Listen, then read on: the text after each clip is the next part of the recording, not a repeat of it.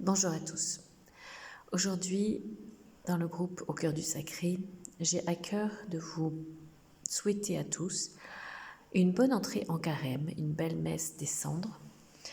Rappelons-nous qu'avec joie, nous partons au désert pour un véritable cœur à cœur avec le Seigneur, afin de mettre de la lumière au plus profond de notre cœur, pour grandir en piété, grandir en sagesse, grandir en paix et en amour fraternel. Pendant ce carême, nous aurons à cœur de prières ferventes, de charité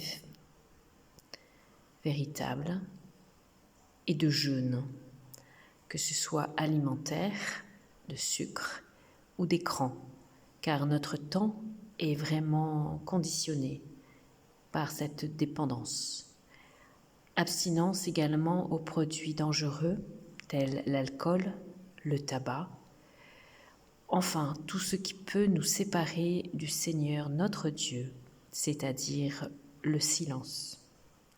J'ai à cœur ce matin de vous partager en action de grâce cet événement pour moi qui est très important, où j'ai 11 ans d'abstinence de tabac et 14 ans d'abstinence à l'alcool. Je rends grâce à Dieu pour ce beau chemin. Je vous partage également, qui est paru dans le Magnificat, pour une entrée dans le carême, du Père Olivier Pro, les cendres lumineuses. Le carême s'ouvre avec le signe paradoxal des cendres. Si dans la Bible, elles sont un signe de l'appel à la conversion, aujourd'hui, elles sont d'abord le rappel des épreuves et des faillites humaines. Les cendres recouvrent les champs de bataille en Ukraine ou dans d'autres conflits du monde. Elles indiquent le reste des forêts embrassées ou des cultures brûlées au rythme du réchauffement climatique. Elles sont l'empreinte de ce qui a disparu ou s'est effondré autour de nous. Cependant, passées au feu de la résurrection, elles deviennent la marque d'une vie de genèse d'éternité. De la même manière que Dieu a modelé Adam à partir de la poussière de la création, de même, il façonne l'homme nouveau à la lumière du Christ ressuscité.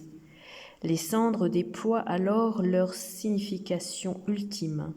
Elles deviennent, sur nos fronts, le rappel incandescent de la vie divine à laquelle tout homme est appelé. Itinéraire d'une création nouvelle. Pour cela, il nous faut faire tomber ces cendres de nos fronts afin de révéler la beauté dont Dieu nous a parés de toute éternité. Si le péché vient obscurcir l'éclatant visage de notre humanité, Dieu offre à tous les hommes les 40 jours du carême comme un itinéraire pour donner une forme chrétienne à nos prières et à notre vie. Il s'agit ainsi de parvenir avec un esprit purifié à la célébration du mystère pascal, pour vivre de la vie nouvelle à l'image du Christ ressuscité. L'itinéraire de cette nouvelle création est balisé par l'aumône, la prière et le jeûne.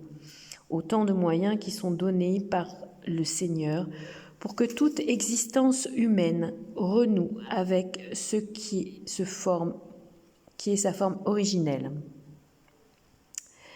L'aumône rétablit l'homme dans la logique du don.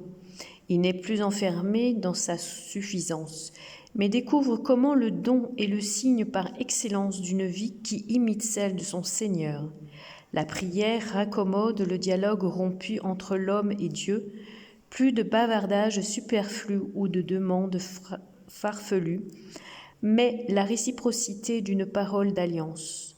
Le jeûne, enfin, apprend à l'homme à se contenter de ce que Dieu lui donne. Il ne se perd plus dans l'accumulation ou l'assouvissement de tout désir, mais reçoit ce qui devrait lui suffire, la parole qui sort de la bouche de Dieu. Finalement, le carême invite chacun à vivre sa conversion dans le présent. Le voici maintenant le moment favorable, le voici maintenant le jour du salut. Il ne s'agit pas de s'installer dans une attente scrupuleuse de Pâques, mais plus que de remplir ces 40 jours d'une multitude d'exercices pour s'assurer de ne pas manquer sa conversion. Il convient plutôt de s'établir dans la prière confiante du psalmiste. Il ne cesse pas de rappeler que Dieu est l'œuvre pour faire surgir sa miséricorde et nous sauver. Crée en moi un cœur pur, ô mon Dieu, renouvelle et raffermis au fond de moi mon esprit. Bon carême à tous et action de grâce à Notre-Dame de l'Ermitage de Noir-Étable, où je viens de passer ces 3 jours. Bénissons le Seigneur, nous rendons grâce à Dieu. En communion de prière avec tous, une prière à Marie. Je vous salue Marie, comblée de grâce. Le Seigneur est avec vous. Vous êtes bénie entre toutes les femmes, et Jésus, le fruit de vos entrailles, est béni. Sainte Marie, Mère de Dieu, priez pour nous pauvres pécheurs, maintenant et à l'heure de notre mort. Amen. Ô Père, notre Père qui es aux cieux, que ton nom soit sanctifié, que ton règne vienne, que ta volonté soit faite sur la terre comme au ciel. Donne-nous aujourd'hui notre pain de ce jour. Pardonne-nous nos offenses comme nous pardonnons aussi à ceux qui nous ont offensés. Et ne nous laisse pas tomber en tentation, mais délivre-nous du mal. Car c'est à toi qu'appartiennent la gloire, la puissance et le règne. Amen.